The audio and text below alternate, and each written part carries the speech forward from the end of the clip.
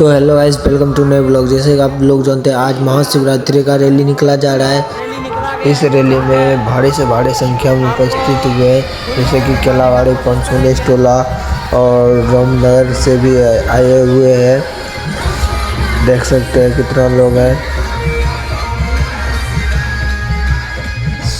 आपको full video दिखाने का कोशिश करेंगे हम।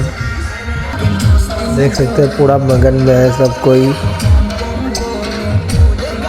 और हम लोग जा रहे हैं अभी इस्माइलपुर के गंगा नदी पर जल भरने के लिए।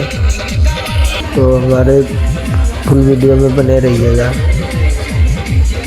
आगे इसी तरह वीडियो देखने के लिए हमारे इंस्टा ID को फॉलो कर लें।